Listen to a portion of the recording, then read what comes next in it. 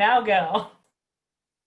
Again, I'm Israel Finn, and I am a library assistant in information services at Multnomah County Library at the North Portland branch. And like Alicia said, she and I, we work as part of a team called the Black Cultural Library Advocates.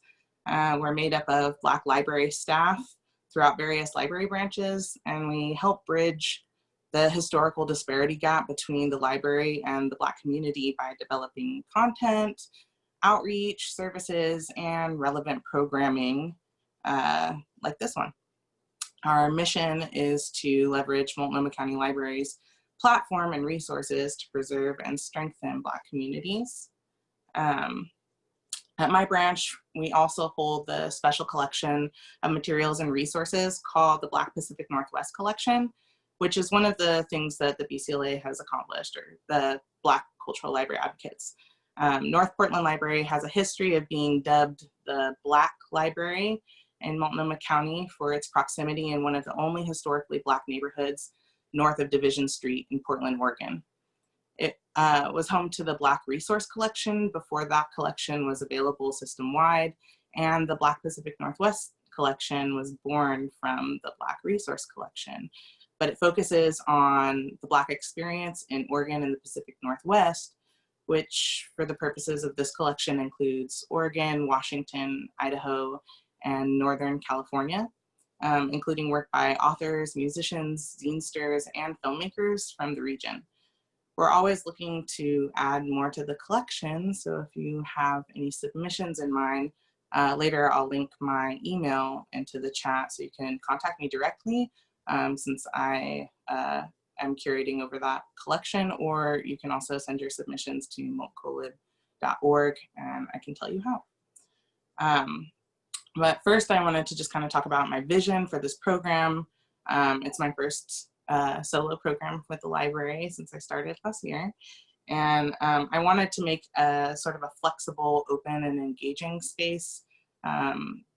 There will be opportunities to answer questions about the presentation and opportunities to chat with me and our very special guest, Chanti Darling, at the end of our time together.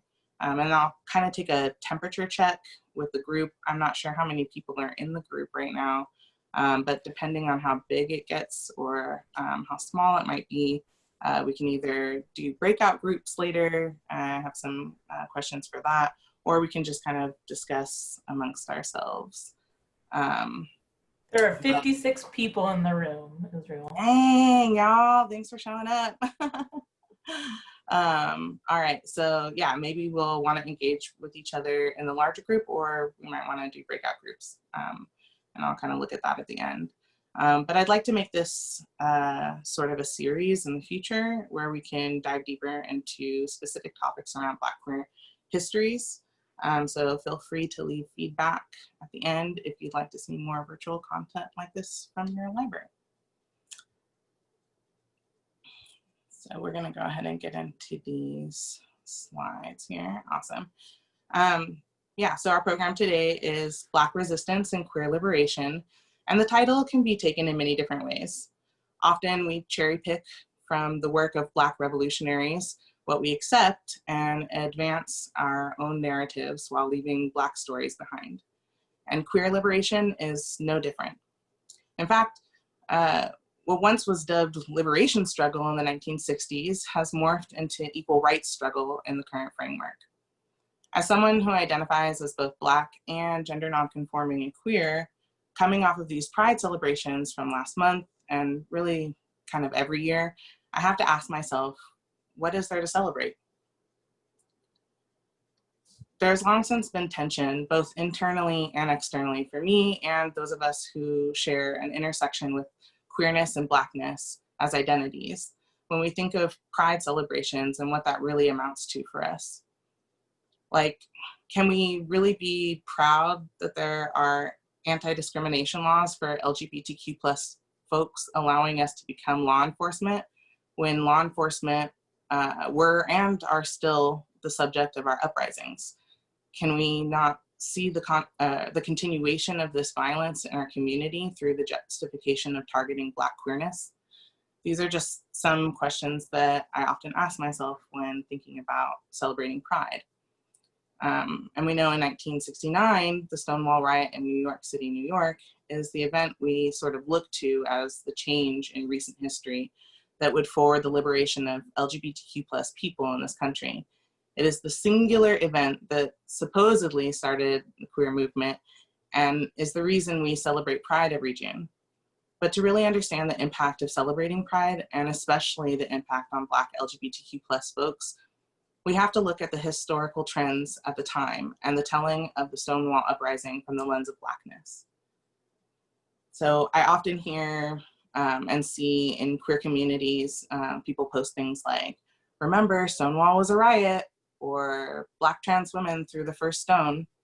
And although this is very much correct, Black lesbians and trans women did incite the riot we attribute today to the Stonewall Rebellion, and consequently our Pride celebration and queer liberation, we often whitewash this narrative to address queer experiences and not the Black experiences that are inextricably tied to this history.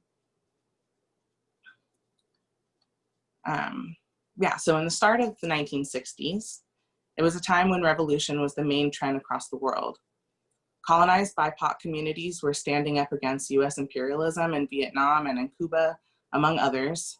And most notably here in the US, President Kennedy, Malcolm X, Martin Luther King Jr., Fred Hampton, Medlar Evers, and Bobby Kennedy were all assassinated over a period of 5 years. And I'm sure there are countless others. There were urban riots, college sit-ins, massive rallies, and everywhere, all the time, protests of some kind against racial injustice and for Black power and against colonial US imperialism or invasion. COINTELPRO, or counterintelligence program, was also carried out at this time by the US government to destroy Black self-determination and the Black Panther Party, who were combating white supremacy. This happened through assassinating leaders, like I just spoke of, incarcerating revolutionaries, some of which are still in prison today, and many who passed still a political prisoner. They also did this through placing crack in Black communities, and of course, police occupation and containment, wherever predominantly Black communities are and were, and especially in urban neighborhoods forced into abject poverty, much like in Harlem, New York, where our story really takes place. So Black Harlem, it really had kind of its reputation by the 1960s and had experienced a series of race riots in 1964 that led to standoffs with police. The neighborhood had suffered massive unemployment, divestment, and was experiencing white flight in what would later be called the Harlem mass exodus in around the 1970s. The New York Times reported nearly 2/3 of households had incomes of $10,000 or less annually in the community, with one of the highest crime rates in the city. Garbage-strewn vacant lots and tumble-down tenements, many of them abandoned and sealed, contributed to the sense of danger and desolation that pervades much of the area. And this neighborhood is particularly where many Black LGBTQ+ folks lived at that time. When they left the contrastly vibrant and rejuvenated Greenwich Village, which is code for gentrified, on the other side of Manhattan, where the Stonewall Inn resided, they were often not afforded any relief from police surveillance. They could not simply take the gay off, which is something that white LGBTQ+ folks would say, who are often cultural tourists to the scene in Greenwich Village. They couldn't take their gay off, they couldn't take their Black off. And Marsha P. Johnson, as we all know, or hopefully most of us know, was a Black trans woman and is credited for throwing the first stone at the police, who had been brutalizing the patronage at the Stonewall Inn. She's also often credited with starting the gay liberation movement, which would later be watered down to the equal rights movement, but the gay liberation movement isn't what existed at that time. Marsha was enacting the tactics and strategies of Black power struggle that was already sweeping the national conversation at that time. We can see that in her queer existence, and that queer existence became a threat through the same institutions that saw Blackness as a threat, knowing that the two identities could not be separated in her. And I often wonder if she would be proud. I mean, when we think of pride, right? Would she really be proud of the way in which gay liberation separated itself from Black power resistance to forward an agenda of equal rights with its own oppressors? I often wonder if the gay liberation we have in 2020 is what she had in mind when she was advocating for her gay rights. The menacing and harassment of the police may have been exacerbated by her trans identity, but had she not been trans, she still would have been faced with the same violence for being Black, just on the other side of Manhattan in Harlem. And it's this that is, that internal struggle of Black queers within the idea of celebrating pride. This is why we are still demanding justice for Black lives and not rallying for legalizing gay marriage anymore. What may have started innocently enough as solidarity or admiration for Black revolutionaries aiming to reclaim power ended as a co-option of Black power struggle, ultimately into a compromise that serves queerness, as long as it's white queerness. Black people, including LGBTQ+ Black people, are again left out of liberation movements because their struggle for liberation is seen somehow as unmarried to the struggle of other marginalized people, and because we also have sacrificed Black liberation for the opportunities and like the opportunistic compromise of equal rights of women, LGBTQ+ folks, disabled folks, etc. We've separated, those struggles and haven't been looking at them as the same struggle. And Black power fists became white fists with the female symbol during feminist uprisings, and is often still used today. Gay is good and gay power were chanted instead of Black is beautiful and Black power, which came before it.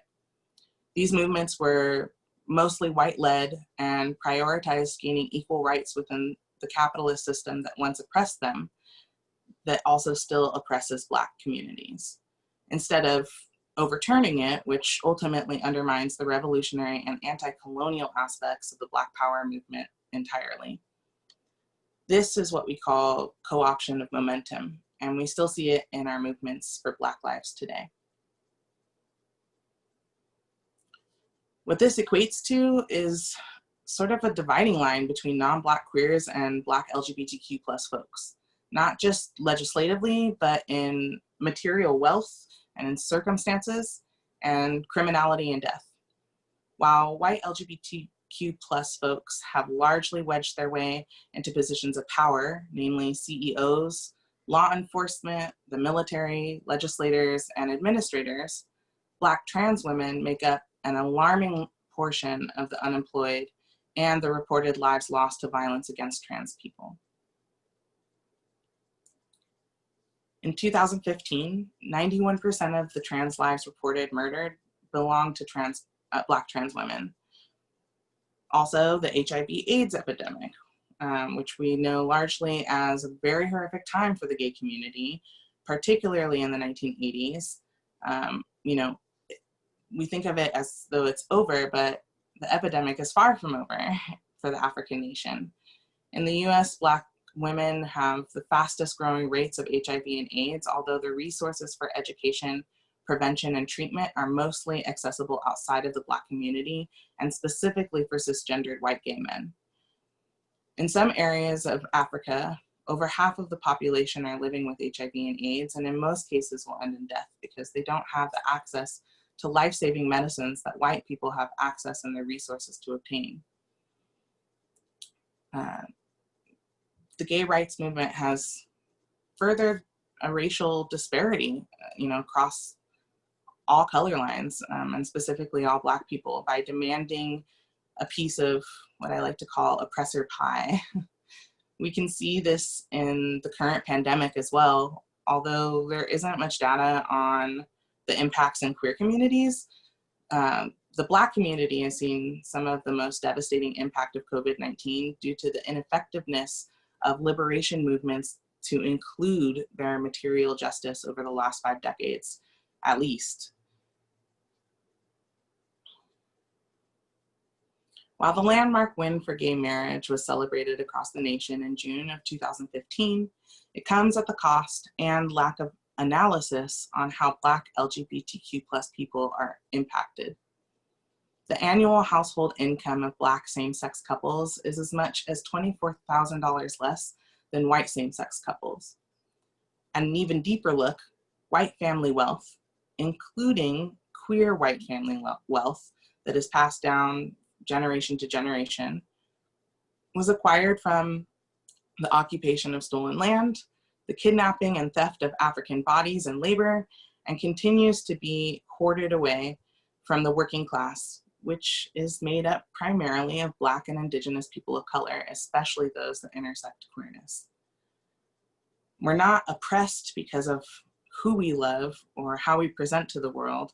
We're oppressed because of an economic social system that relies on the systemic exploitation of the working class, and especially that of the African working class, which creates justification for its exploitation through otherness that has, the reach to include gender and sexuality discrimination, and is often carried out by police occupation and surveillance.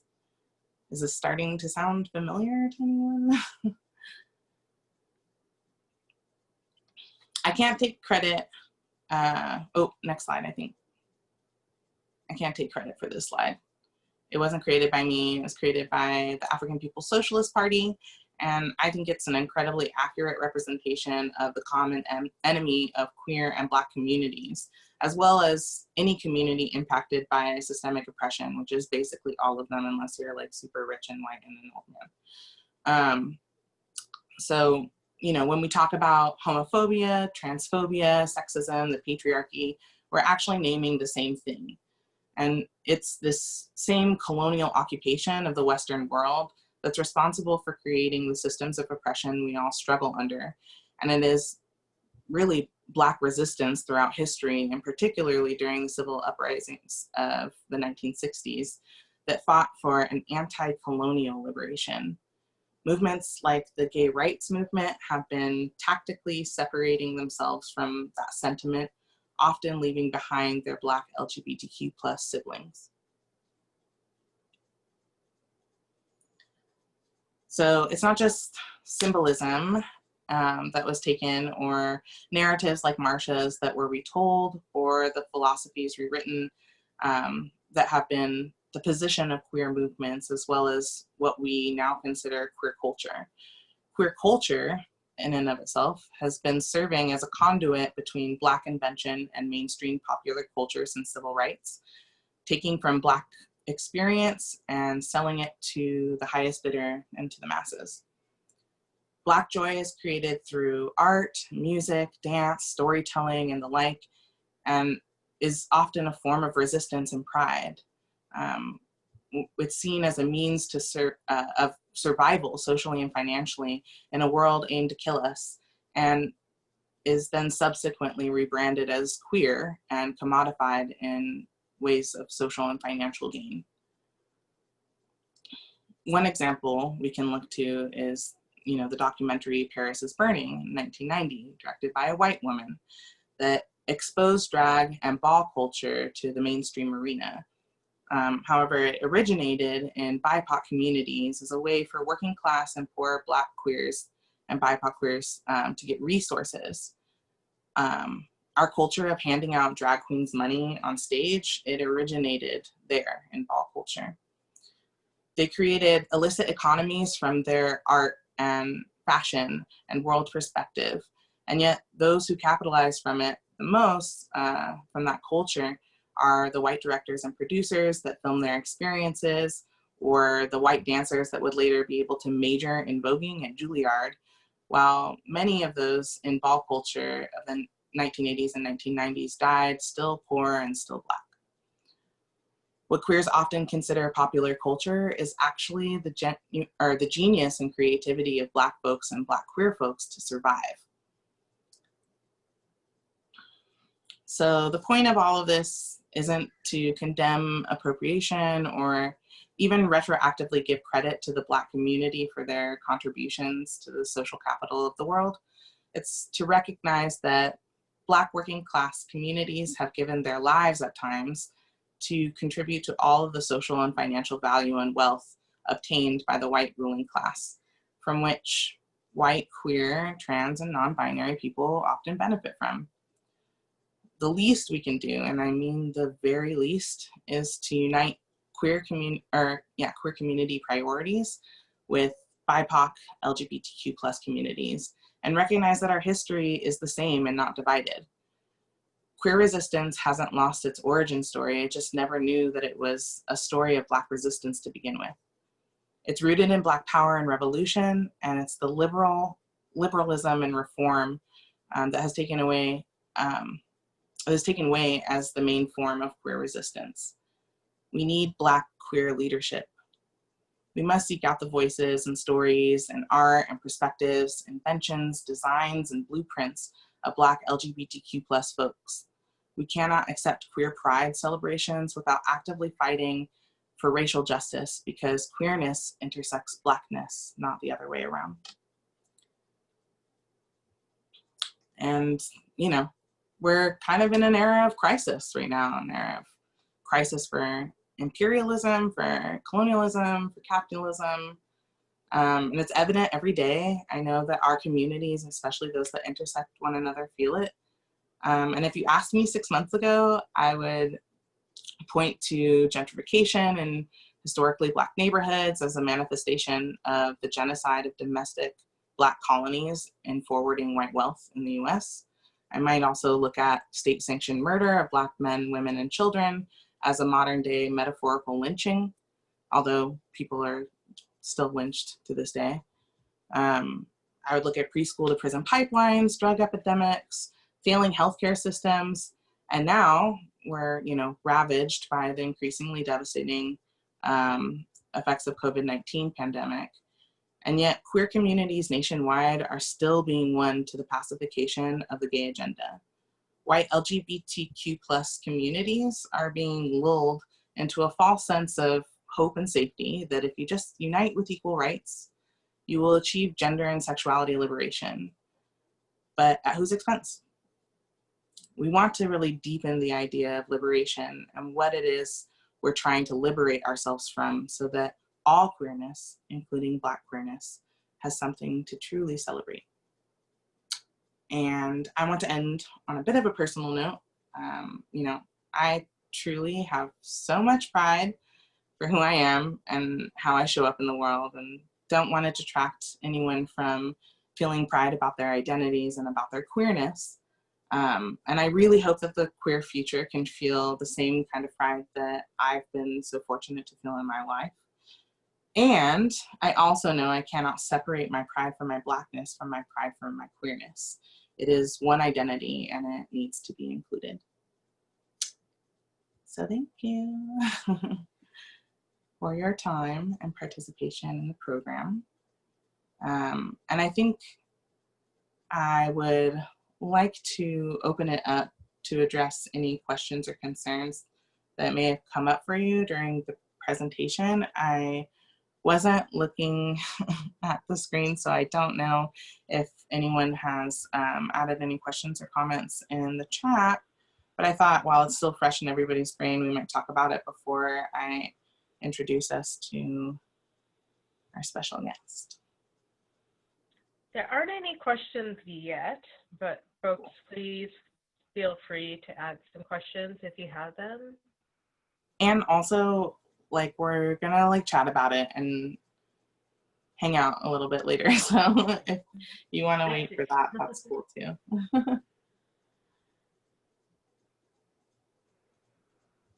Just gonna give folks a minute if they want to add anything.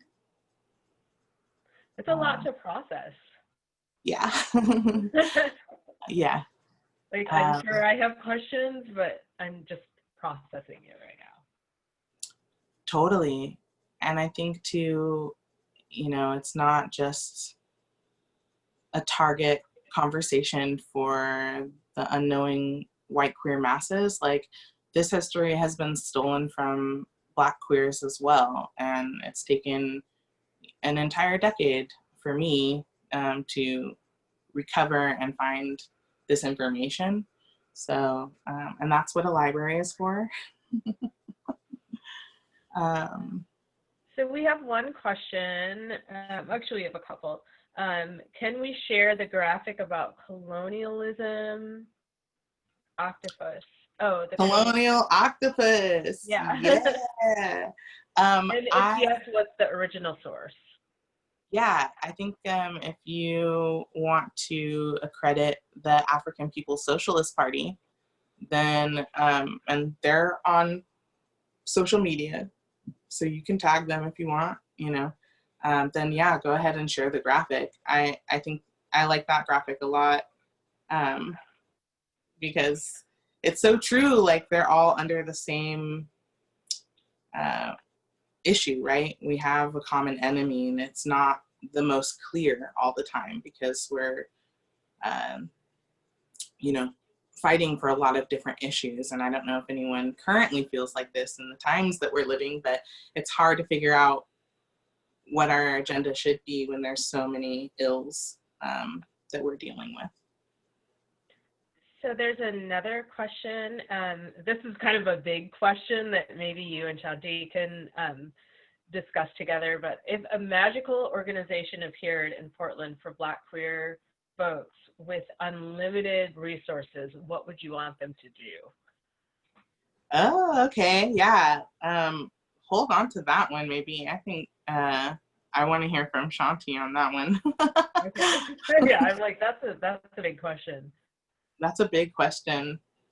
I think, yeah, when we all have different ideas, so hold on to that one. Let me think about it. Okay. That looks like those are the two questions. I don't think I'm missing anything. Yeah, those are the two questions that we had. That's a good question. I think I just saw it pop up. Oh yeah.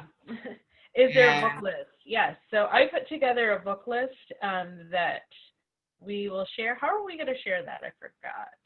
If you just you can just put the link in the chat, Alicia, or okay. If you want to throw it in the outline, I can share it out.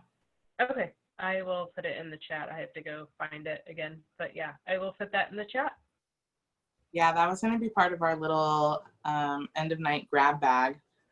I like the idea. Like, I miss kiddie parties when you're a kid and then you leave Chuck E. Cheese and they give you a grab bag of goodies to go home with. That's what that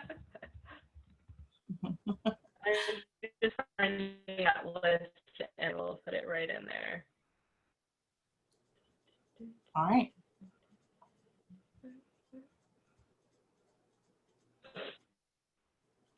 Is that another question? Let's see.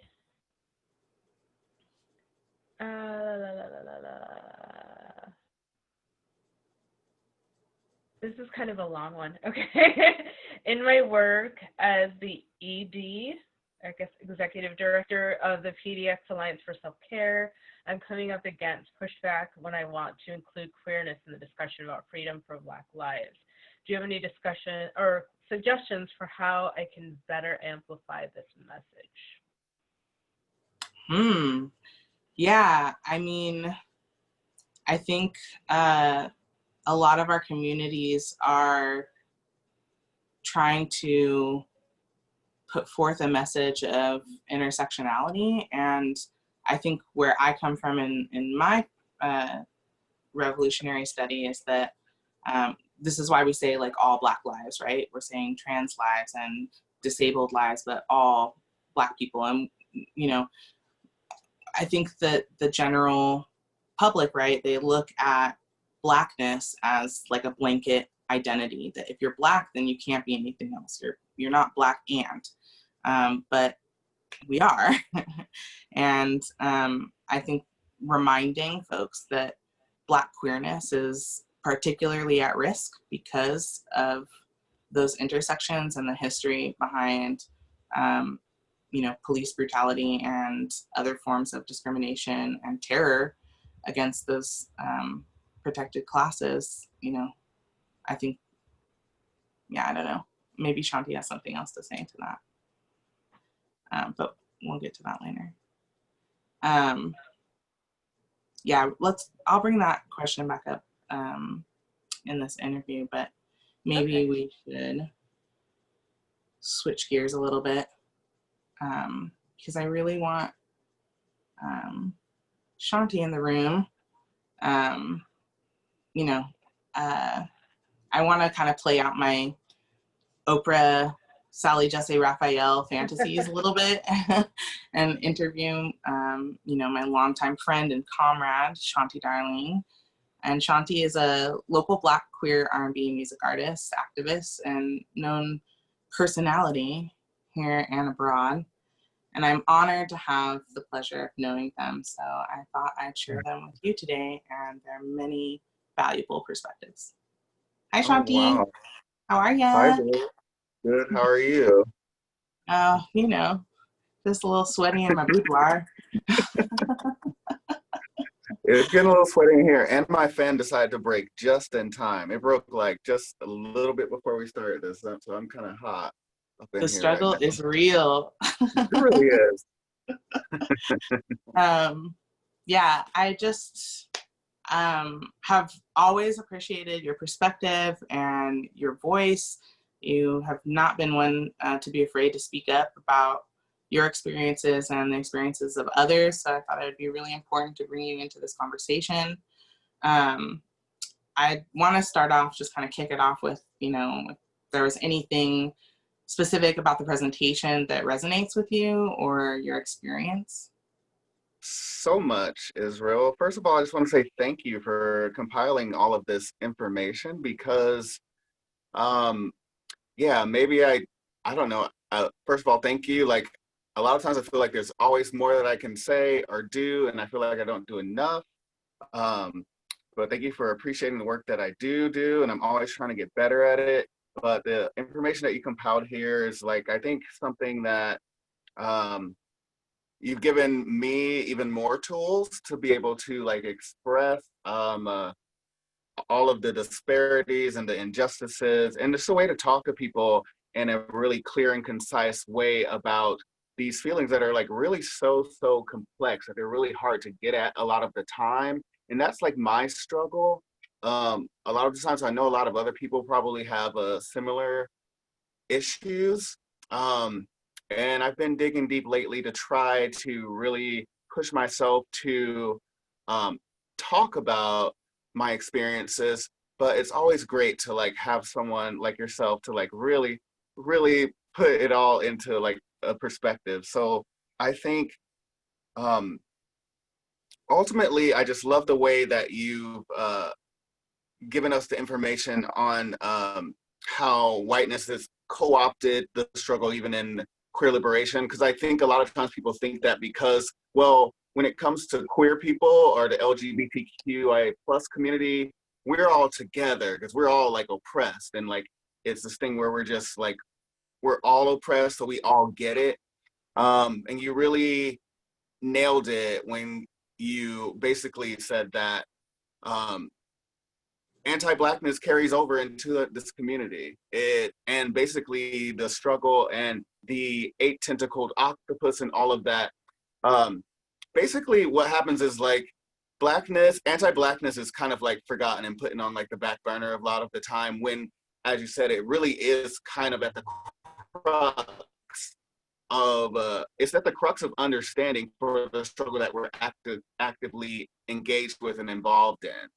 Because it's used a lot of time as this position where we're all like fighting against this one thing and fighting for like a piece of this oppression pie, as you said. And racism is like it's like at the top of that argument a lot of the time, when really we should be all like looking at where the intersections are most of the time. So I just really appreciate that. And that really resonated with me because that's really what I'm always trying to get at. Ultimately. So I really appreciate that. Thank you. Yeah, I definitely think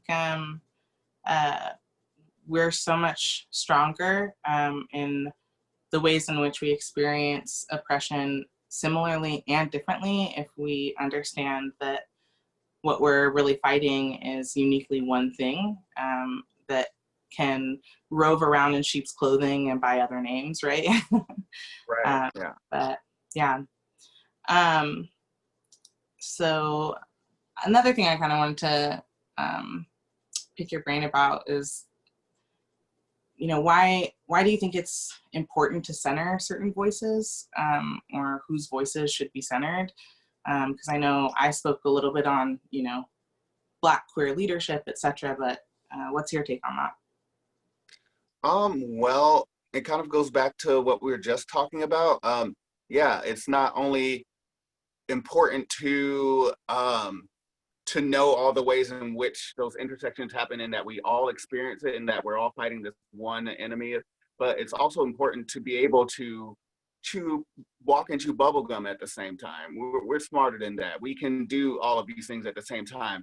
I can be an oppressed queer person, and then I can like respect someone who this struggle is showing up in their life in a different way.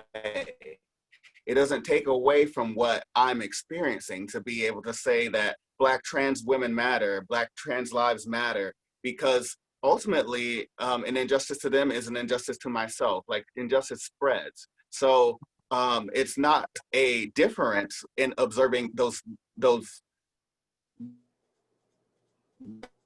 differences. It's not a negative thing. It's like, ultimately that's where the work is, and that's where the work lies. Like, it's in us, like being able to come together and being like, us being able to deconstruct all of this and like say, this is what we're actually fighting, is the same work as being able to say and this person's struggle is also valid, and recognizing it, rather than trying to claim your piece of the pie. We need to be taking our pieces and putting them together and saying, this is like the true face of what we're trying to get at. You know what I mean? So I think that's really important. Yeah. Totally. I think one of the things too for me that's come up most recently is I have folks that are engaged with what's going on in the world right now that are non-Black POC or white folks who have learned this, narrative of listen to Black people as sort of this blanket statement, but then they're listening to two different Black voices of leadership that are opposing and are like, ooh, what do I do? You know?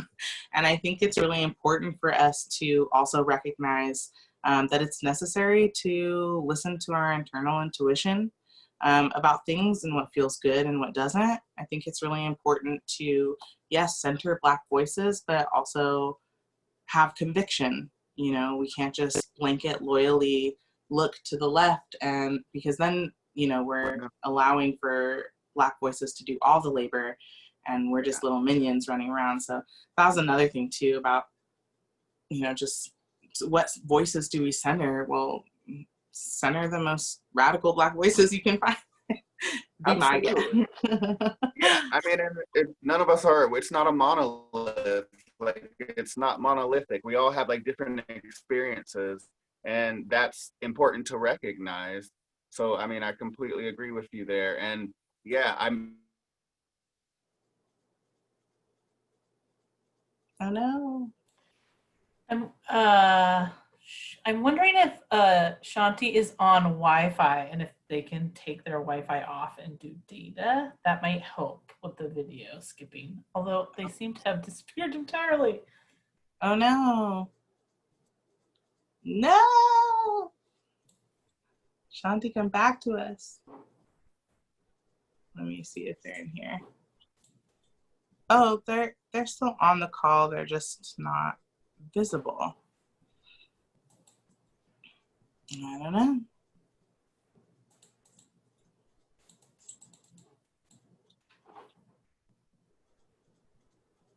In a memento, for the Lord. I think they left Israel, so maybe they're going to come back on. Okay. Well, I will talk to myself or to you all, I guess. Another thing that I often think about when I'm trying to center certain voices is those that are the most impacted, right? Like, we don't have to look specifically at identity politics to know who to center when we're trying to uplift voices. Sometimes it really just depends on those in the community that are impacted the most by their circumstance. Oh, sorry, I hear someone in there. Is that you, Lindsay? Chanti is back. Yay, Chanti! I was waiting for our first technology hiccup, and I am not the one because I don't know anything. So Chanti, can you unmute yourself?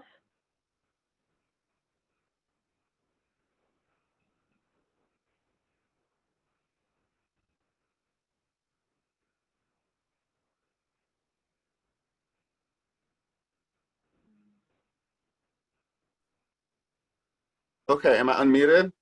Yes. Yep. Shanti, Okay. I wonder if you're on Wi-Fi or if you're on data. Me? I am Yes. on data. Okay, all right, continue.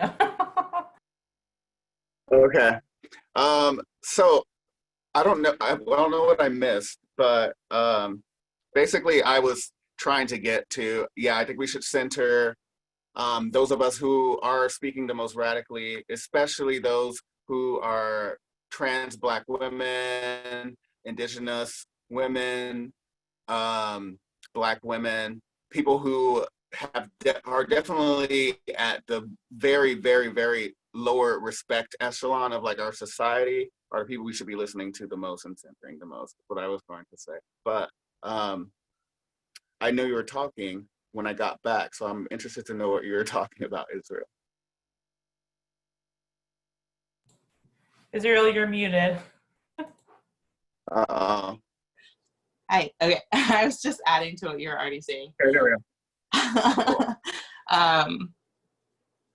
I added this question too, so feel free to take your time with it. But when I was finishing up the presentation, I really was, I was listening to your album actually through my work day, the last couple of days. And one of the things that really kind of came up for me is I wanted to know, like, clearly you're influenced by something in your life to make such wonderful music, and like what histories or art or literature have played a major role in shaping your understanding of your own intersections and identity, and or how do you approach those intersections?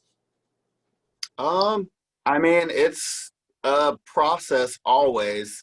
I feel like as a Black non-binary queer person in this society that there's always something to discover. Luckily, I think that I grew up as a military brat and like traveled a bunch, and have been exposed to a lot of different cultures and different things in my life, and that's helped me to ask like some of the important questions, and not to get stuck. So I'm always just trying to be open and explore. I think, but more than anything, you know, my experience as like a Black queer person in this society, a person who comes from parents of that certain generation who experience racism in a very different way than what we do now, and having to like contend with them and like talk to them about it, having lived in environments where I'm like the only Black person, where I'm the only queer person, and having to learn how to talk to white people or other people of color about my experience, that like affects the way that I see the world and makes me want to be able to always connect with people. So usually when I'm like creating, I want to be able to tell my truth, but I want to leave it open enough for someone to be able to project onto, so that they can like pull something out of it, so that we can meet at that place and connect and be able to talk and have like a discussion ultimately. I love that. It makes me wonder what your like musical gay roots are. Like what's your gay root? Well, I'm about to get a tattoo of, so my tattoo artist here in Portland, she's been getting into Koopy dolls, and she's been Oh, doing like different people as a Koopy doll. So I hit her up recently. I was like, could you do Little Richard as a Koopy doll? yes.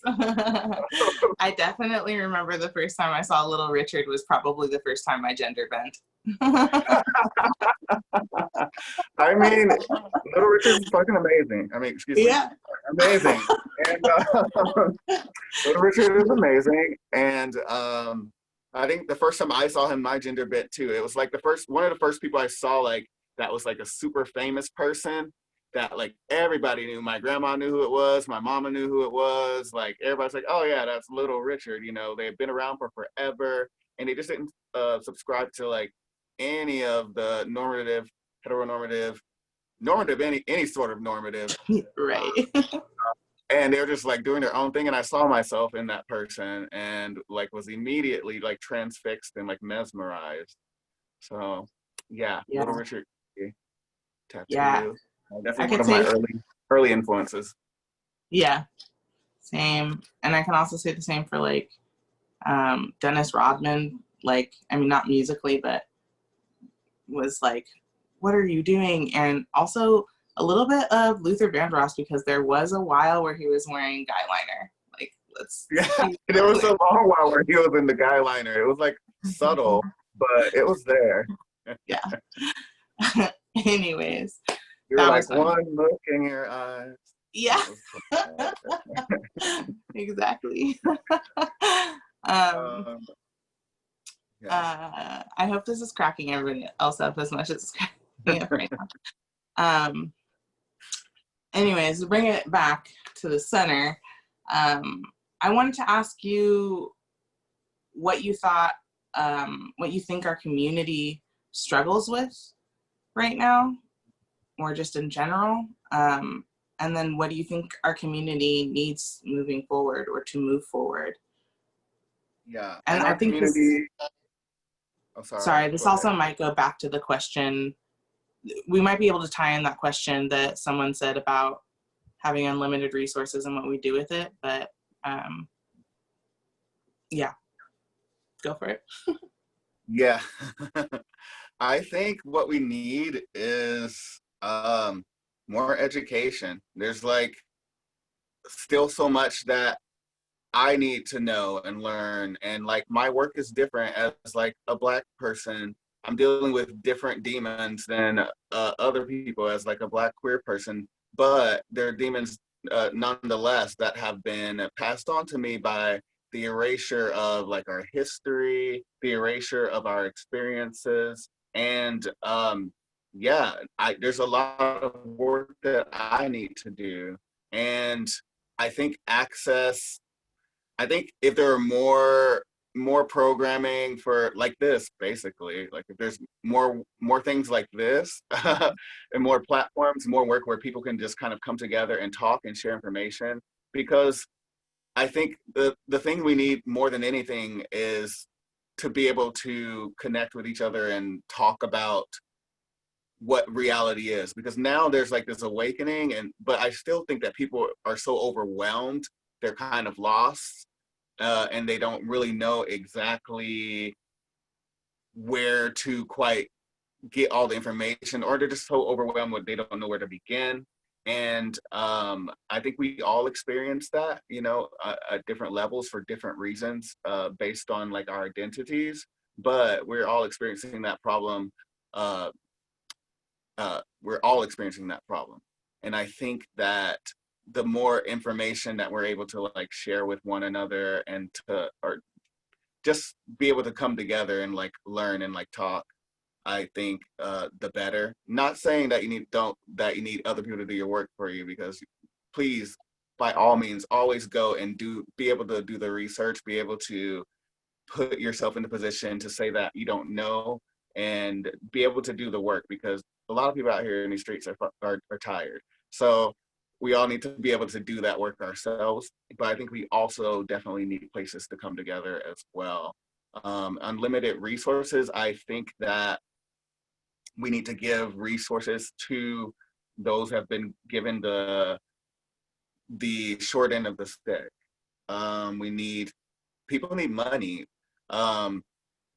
Black trans women need money. They can't get the jobs that I can get. They can't get the jobs that a lot of people can't get. Black people in general don't have the same opportunity. We need to put money in their pockets. We need to give them platforms to like speak their truth. The work that we're doing now just needs to like continue a million times more than what it is. And we need to continue to center those voices and listen to those people and do whatever we can to put the mic in their hands, in our hands, and to put money in our pockets as well. I mean, that might sound like very basic, but that's really what it is. Oh, it's so simple. Yeah. And I love what you said too about being able to say, I don't know, and being humble in that way, because I think, you know, we really need to change the narrative that like you're supposed to be all knowing, that Right. There's so much information and we live in the information age, and you can go to your local library and you can, you don't even have to go to the library. If you have internet connection, you can go use our research tools, and there's databases, and you can literally tangent away. And, you know, I think that being able to access those things, or even knowing where to access those things, is so important. That's why, you know, we say in the culture, reading is fundamental. And I was really working hard on how to tie that into the library, because that would be really cute, but it works, right? So like, you know, reading was and is used as a form of self-preservation, right? For all of us that do not fit into the mold, that fit, you know, in the margins and are on the outside, we've had to read the room. We've had to read our opposition. We've had to read our bullies, you know, read our potential bosses to see how they're responding to us, so that we know how safely to respond back to them. That's what reading is about. That's why it's fundamental.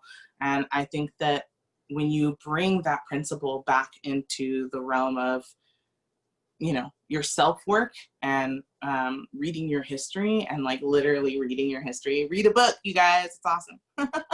But you know, I think that that's how we're going to really move forward as a community, right? Is being able to assess the world around us, find, you know, where we can uplift and who we should uplift the most. And yeah, I agree. I think we should be giving resources to those that are the most impacted, and have the least amount of opportunity to so-called pull them up by their bootstraps, right? But yeah. Anyways, it is 6:30, and I don't know if we have a bunch of comments or questions yet. Still, I'm sure Chanti and I can go on rounds and rounds and rounds.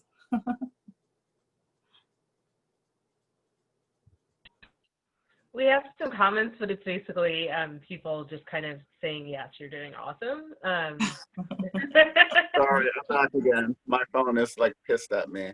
Oh no. And just people thanking you both for this awesome discussion. Yeah.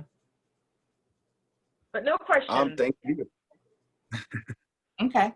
Well then, maybe we want to break out into groups. I don't know how folks are feeling about that, or like feeling like you want to share. But for me, I guess my vision for this space was a little selfish. I've been quarantined in my house. Welcome to my bedroom, everyone.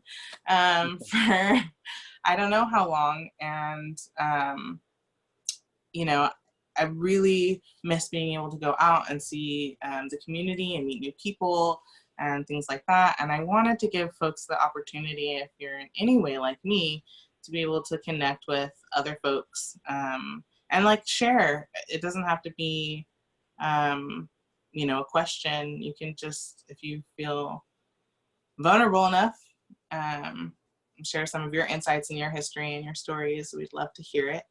But I don't know if that would be easier to break out into groups, or to just do it in this larger group.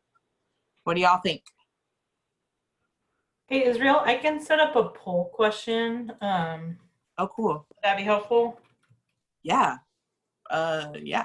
I Okay, didn't know we could I'm do doing that. it right now. Hold on 1 second. Cool. It's I so much love more technology. I Right? know. Don't know anything about it. It's very weird. You can do this. Okay. I didn't even know that this was possible, honestly. Okay, let's see here.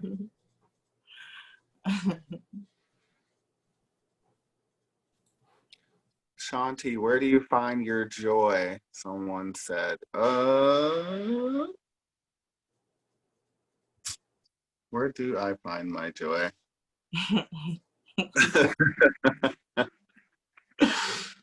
Oh, that's a good question. I think that I find it in my experience. I think it's like innately a part of who I am because of my identity. We can find joy in anything. That's just like, that's a part of it. That's like a part of, that's the pendulum swing of having to deal with the day-to-day that we got to deal with. Yes. You're, in order to survive, you have to like be able to find joy. If you can't, then there's no surviving. So it's kind of necessary, honestly. It's living and That's breathing. living and breathing life, like connecting, finding joy in who I am when nobody else finds joy in that, when I have to like deal with that on a day-to-day. So that's first. Also music, love that, love food. Those are a couple things that just give me joy in my own space and in my own life on the daily. So yeah, and friends. Yes, thank you, Chanti. What is a book Sorry, that can has I made interrupt a for lot? 1 second for a process Absolutely. thing? Yeah. Ebony, I think you're logged in as library event, so I can't do the poll unless you log out and log back in just as yourself. Can you do that? Cool. Thank you. Hi, Ebony. There's another question for Chanti. What is a book that has made a lasting impression on you? A book that has made a lasting impression on me. Huh. That's a good question too. Ruminate. The Fire, pretty much all of James Baldwin's work.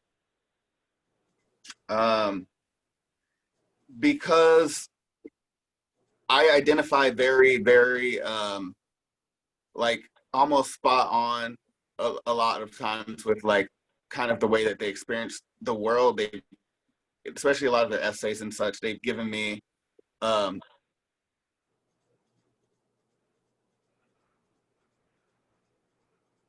frozen screen. Rose again. Oh no. I think they're gone again. They'll come back. There they are.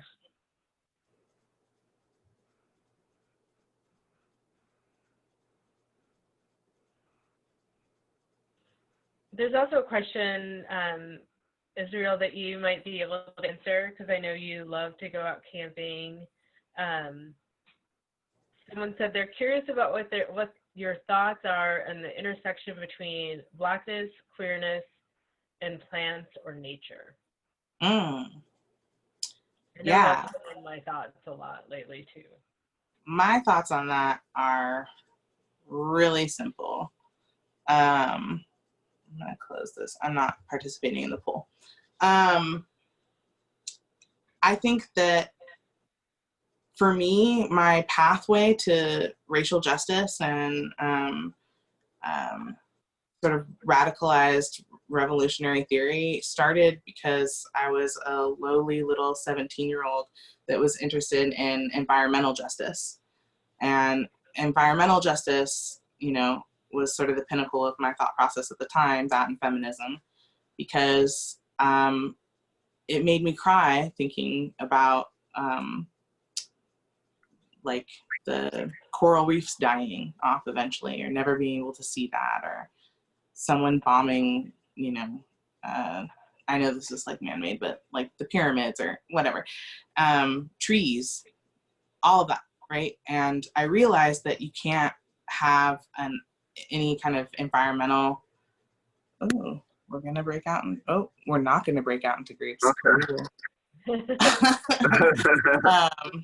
I think that if you don't have an environmental justice lens that has a racial justice lens, then you can't do the work, because so much is packed into environmental justice that has to do with the racial disparities, you know, in the world. We can look at highly urbanized neighborhoods having, and specifically Black neighborhoods, Black colonies that are domestic, that have, you know, the worst pollution and air quality, et cetera. You can look at colonized countries from around the world that are like trying to preserve their land while development is underway from foreign nations. Like, it's still a racial justice question. And so, but I think that that's a little deeper than maybe you were looking for. I love to go camping. I also think we, as BIPOC communities, are from the earth and have used the earth and herbs and medicines and plant life for millennia, and have an ancestral knowledge with that. And I think being able to tap into that a little bit more would be ideal for me, and hopefully anyone else that's interested. Something I wanted to just kind of, maybe it's a question for you and Chanti. It's been something that's been on my mind a lot as a queer Black person, is that I don't feel safe outside to yeah, like I see white friends posting about their camping experiences, and I'm like, oh, that would be great, but I don't feel safe. Yeah. Of Oregon on my own. Like I feel like I need to be like with a whole like militia of friends in order to get outside. And I just kind of wanted to bring that up so that if there's a white folks who are listening, so that they're aware that that's a feeling that we have. And what are your thoughts on that? Yeah. I mean, I always, you know, even it's definitely exasperated right now, but it's always there, you know. And I recently went out of town just like this past weekend. I was like out on the coast, and I was by myself for the most part, and it was, I don't know, I was definitely, there were some points where I was scared. I didn't take a car, like, you know, I traveled out there by myself, and there was a point where I'm like, you know, walking or hiking into like town and stuff. I was supposed to be like talking to you guys, and I ended up hiking to town, and yeah, it's scary. I do it anyway, but I'm definitely scared. Like, and that's like a reality that we all have to like deal with and contend with all the time. If you don't have to experience that, you know, great, but definitely be aware that that is a complete reality for a lot of us. Yeah, totally. I mean, I didn't grow up with a lot of outdoorsy type sport or event or anything. It wasn't actually until my mom dated a white man that I ever went camping for the first time. So, you know, I think that fear is real, and especially I feel like this is the same for most Black folks in any major city, is that once you like leave the perimeter of sort of the progressiveness of the inner city, that you are in danger because you don't know how rural folks will respond to you. Right.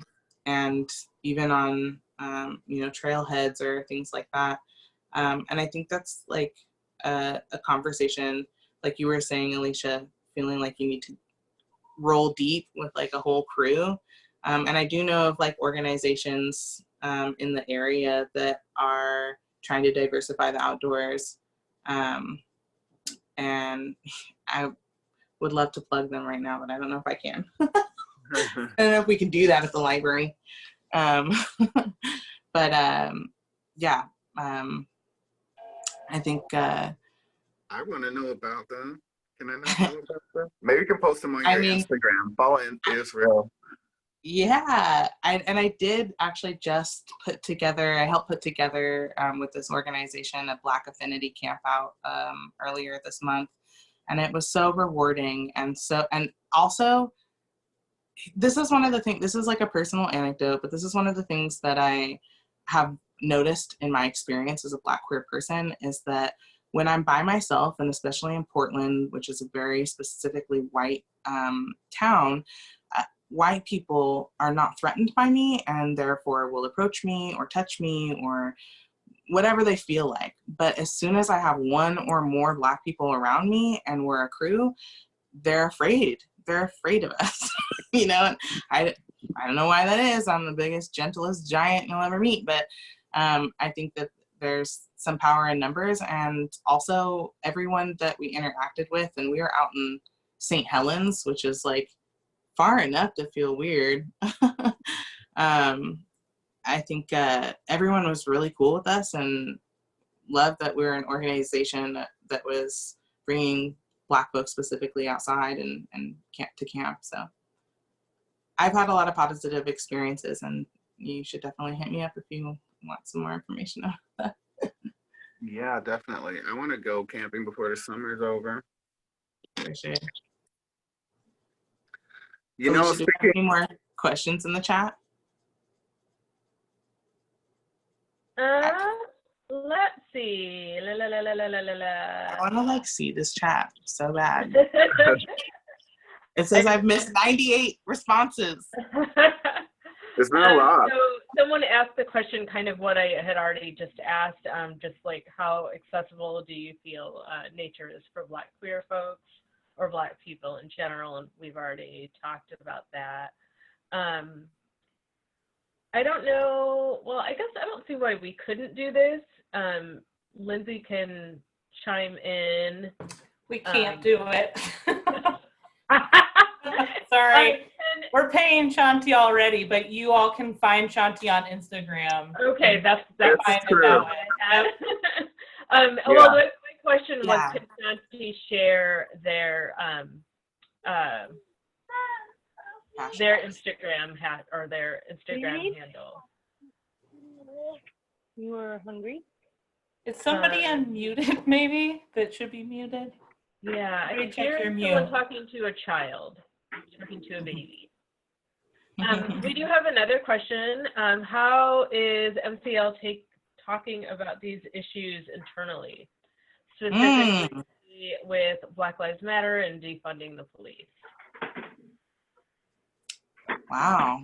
Well, I have a lot to say about that. So for those of you that don't know me, prior to my role as a library assistant and Black cultural library advocate at Multnomah County, I have been involved in a lot of organizing and agitation work in Black community around Black Lives Matter initiatives and that sort of thing. So it's been really interesting coming at it from a different perspective right now, where I am agitating for these things. Do you want to, are we done with the TV and the... Hold on one second. Amanda, can you please mute? I'll find her. Go ahead, Israel. Okay, sorry. I was just saying, it's interesting to find myself in a position where I'm trying to make this same change from within the institution. And full transparency, one of my mentors always said to me, you can't make activism a career, because as soon as someone's holding the purse strings, you're compromised. All your decisions are compromised because they're paying you. And so I never expect to make real change while being paid. However, I do think that having voices like myself and like Alicia and other folks within the Black Cultural Library Advocates, there's also a group at Central Library that are staff of color, because not everyone that is Black is necessarily part of the that work team. And we've had a lot of conversations around reopening, to be honest, and then the unrest. And I think that people in positions of power, and specifically white people in positions of power, don't always know how to start those conversations and feel like having endless listening sessions is the work that they need to do. And I'm really proud, and man, I work with the coolest people, you guys.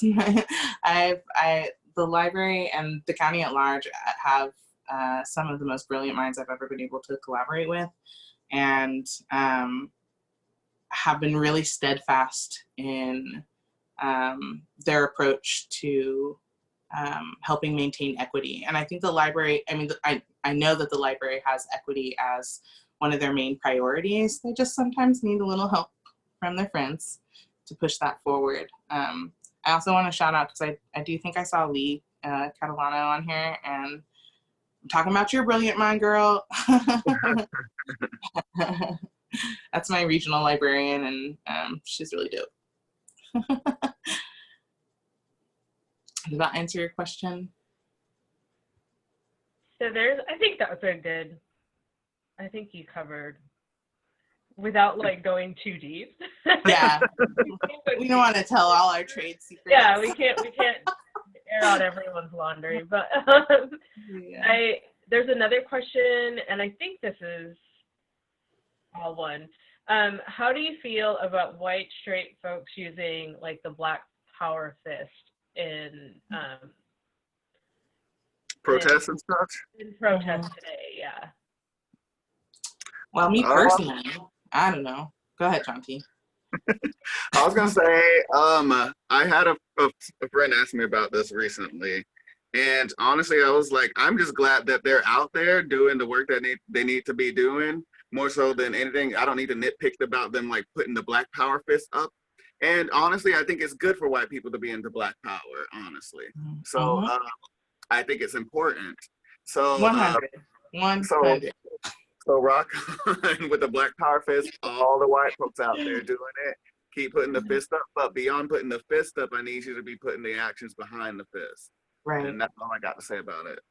I mean, that's like exactly what I was going to say. I think I learned a long time ago that symbolism is just that. And, you know, we find ourselves, especially on the internet, I'm talking to y'all and myself, that, you know, we get into these arguments and it's like, how is this really affecting the material conditions of those that are the most underserved? And so if putting a Black Power fist up helps you feel like you're in solidarity, as long as you're doing the work to back it up, then I ain't got any problems with you. None whatsoever. Yes, material conditions. Mm-hmm. Material conditions. Right on. I like a fistful of money.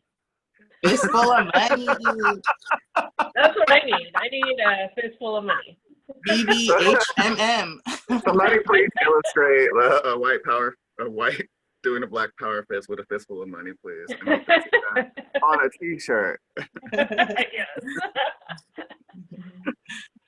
Snatch that quick.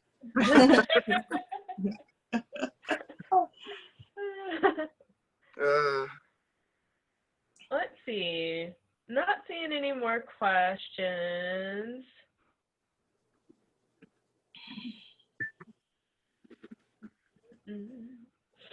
Oh, I did want to say the book that I was going to say is The Fire Next Time by James Baldwin, and more specifically, what is it called? Is you might know, the letter to my nephew on this, the 100th such and such.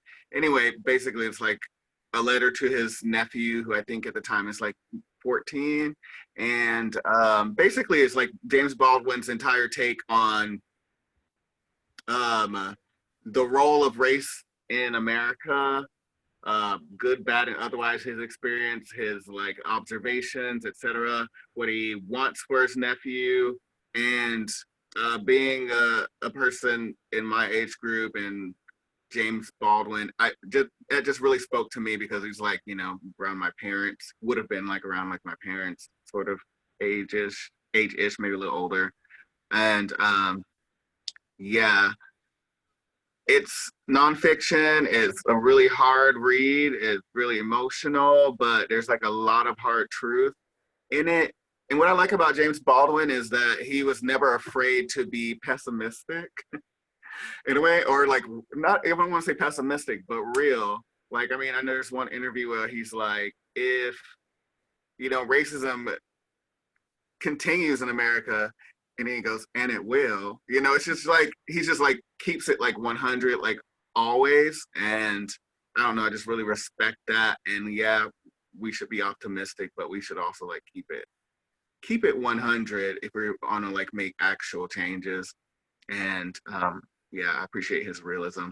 Everybody should read that book. It was given to me by an ex, I think, actually, who was white. So thank you. Reparations. Alicia, I kind of want to know your answer to that question too, just like as a librarian, and I know that you're into a lot of different genres and things. I think the first book that really opened my eyes and brought me back to reading is Jordan Hurston's Their Eyes Are Watching God. Mm. Prior to that, like all through high school, and I tell students this, I'm a teen librarian. I don't know if I mentioned that before, but I visit high schools and middle schools, and I tell kids, like, I stopped reading for a long time, and part of it was because in high school, I was given all this stuff to read that had nothing to do with me. Mm-hmm. And it wasn't until I got to, like, I think we read Raisin in the Sun, and that was the only thing that I read that was by a Black person for the entire time that I was in high school. And so once I got to college, I took an African American literature class, and I read Their Eyes Are Watching God, and I was like, oh, and then just like this whole like world of Black literature just kind of like parted and opened up for me, and I was like, oh, this is what my teacher should have been giving me if they wanted me to really read. Right. Yeah. And then also, I love science fiction, so anything by Octavia Butler. I've been rereading The Parable of the Sower. I can never say that right. I've been rereading the Parable series just because it's a dystopian story, and I feel like right now we're kind of in a dystopian world. So, and yeah, so I think that's my answer. I'm also Israel. I'm interested to hear what you have to say as far as like the book that really influenced you. Well, I will say I do like Octavia Butler a lot too, because I think there's some realism within sort of that dystopic Afrofuturism. Like, look to Black folks to express what a future could look like because they know what the deepest, darkest realities are oftentimes. So I really do like a lot of Black science fiction. But I think, and maybe it's because I'm rereading it right now as well, but I think every couple of years and every couple of partners later, I reread Bell Hooks' All About Love. And it tears me apart, it rips me to shreds every time. And also I fixate on a particular part of the book every time as it relates to what I'm going through, clearly, because I'm so self-absorbed. But I really right now am appreciating sort of the narrative of how like Black women are sort of the authors of what radical love looks like. And yeah, it's my heartstring. I agree. Absolutely. Yeah. Wow. We could just go on forever. I know. We've got 30 minutes until 7 o'clock when this is supposed to officially end. Yeah. Wow. What are my signs or Shanti signs? Wait. Oh, signs. Oh, you know, signs, yeah. I'm an Aries, Virgo. You're just waiting to jump in and talk about astrology today. Oh, I've been feeling really juicy lately. You're just waiting. So cute. Who asked that question? I gotta know. A true Aries, yes. Ray asked that question. Ray has all the questions. What are your signs, Shanti? Oh, I'm a Pisces, like near the cusp of Aquarius. Okay. I'm a Pisces Aquarian cusp. But Israel, my mom is an Aries, so you can imagine what that is like.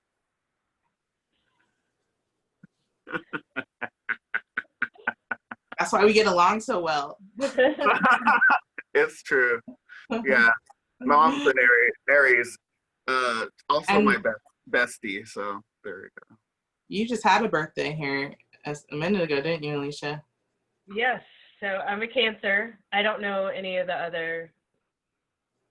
I've not done any deep dives into my astrology. So all I know is I'm a Cancer, and this past month involved a lot of crying. Oh. I mean, that's just like, it's that time. It's just the time to cry. Yeah, it It wasn't really because is. anything bad was happening. It was just, you know, gotta let it out. yeah. Yeah. Gotta let Did you the water cry? out. Did you cry a lot at the beginning? I feel like when quarantine and stuff first happened, I was just like kind of in like a panic most of the time, but there were no tears. And since this has happened, I think I've cried maybe once or twice, but took like a full day to do it both of those times, you know? So maybe Yeah. that's how I cry. No, I do it too. I think it's a survival mechanism, right? Is that we've been crying because we're expected to like business as usual, and also are looked at as like the strong leaders of our movements and blah, blah, blah. And so it's like, okay. And also, I've been through this. We went through this 6 years ago. I was in Ferguson for, almost 2 months, and I know what this looks like. I know how it goes. And so I have this moment of Also, severe your grief. mama, your dad has been through it, like your parents have, like you have like many experiences with this moment. Right. This is not the first time around. Right. I think a lot of people don't quite get that a lot of the time. Like some of Yeah. my life. I feel really prepared to grieve in a nice little package and then move forward, because there's work to do. Right. It is a different story though, doing this and while dealing with a pandemic. Mm-hmm. Yeah. That's where a lot of my grief is coming from. Is just like, It's harder.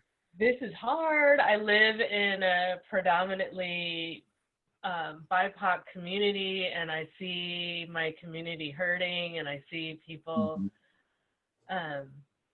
It's difficult. I don't even have words for it, but Absolutely. The thing is, like, I don't think that we would be getting to do this hard work without the pandemic, Yeah. Oh yeah, right? We'd be at work.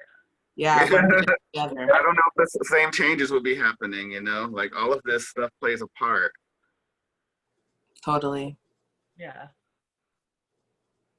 Alicia, I just I do have a appreciate question. you both so much. I appreciate you so much. Alicia, I had a question for you. Yeah.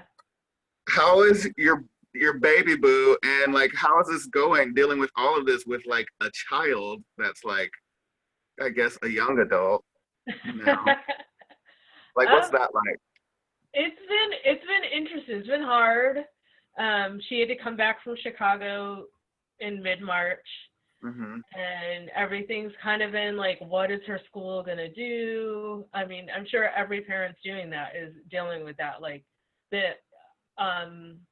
lack of knowing what's gonna happen, or what the future, even the future of a month looks like. Like, we're used to like kind of having an idea of what your next month looks like, or the next 2 months are gonna look like, and we just haven't had any idea. So yeah, we've been spending a lot of time together. Whether that's good or bad. Luckily, we have a space that's big enough that we can each have our own space, so that's good. Nice. She's going back to Chicago in a couple of weeks, and now I'm starting to, and that's where some of my tears are coming from, is Absolutely. my baby's going back to Chicago. Right. So yeah, it's Aw. it's hard. Like right now, I feel like the past 5 months just like went by. Where'd it go? Yeah, exactly. It seems But like so much has happened too at the same time. It's like, where'd it go? But then also, like, has it been like 10 years? Like, what's Exactly. going on? Exactly. The last 10 years of the past 5 months went by really fast. So it's like in 2 weeks, her and her dad are gonna take a road trip and Aw. head back to Chicago and leave Mama here. Got Mhm. you.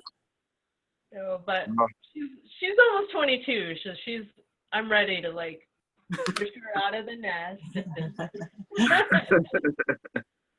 I don't know if that ever happens. My mom still is like, just before that, she was like, texted me like 3 times in a row. I was like, Mom, I'm doing something. Like, I can't talk to you. She's like, what do you mean you can't talk to me right now? You know what I You can mean? always talk Like, to your mama.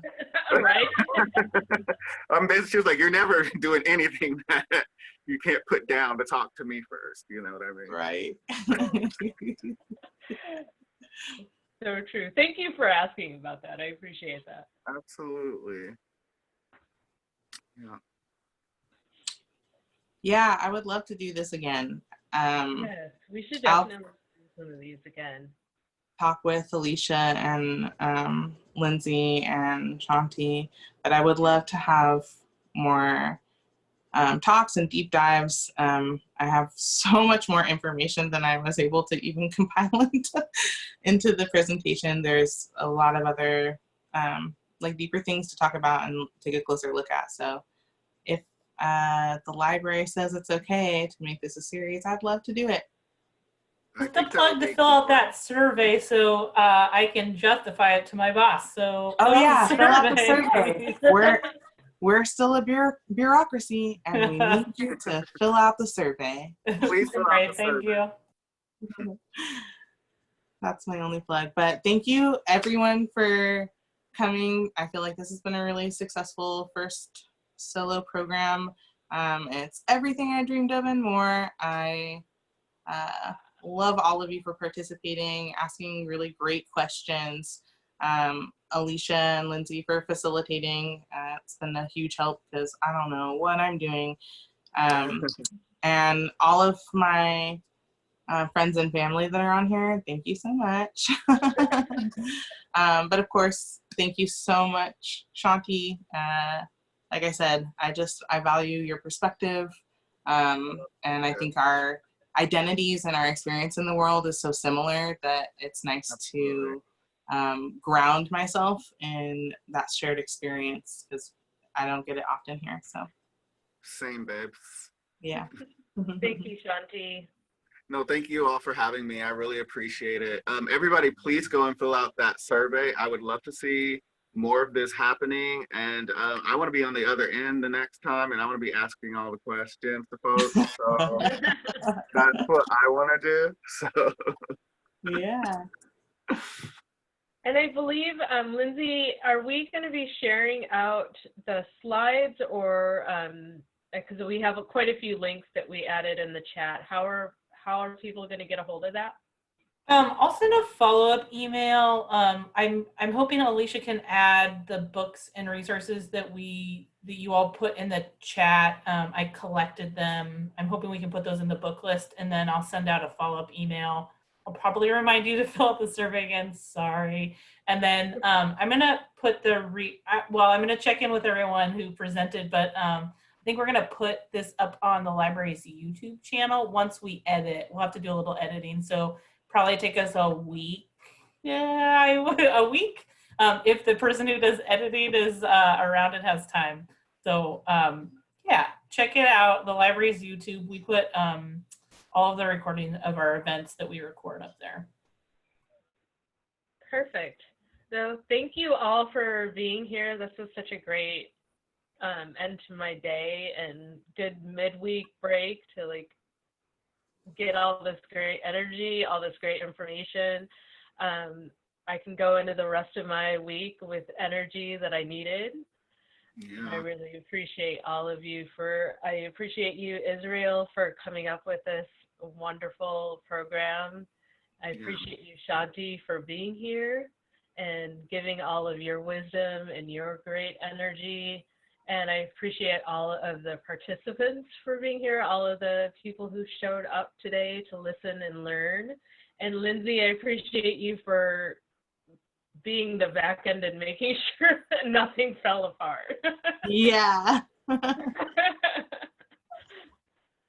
Happy to do it. Thank you all for doing this. I really loved this event, and I will do my best to advocate for more. Great, yay. Take care, everyone. Have a good night. Good night. Lindsay, is there a way that we can chat still though? I have some questions. Yeah, I'll stay on. Lindsay, will you send me the list of books that were in the chat? Yeah, they're on the bottom of the outline. I also Okay. am really curious to know who is in the chat.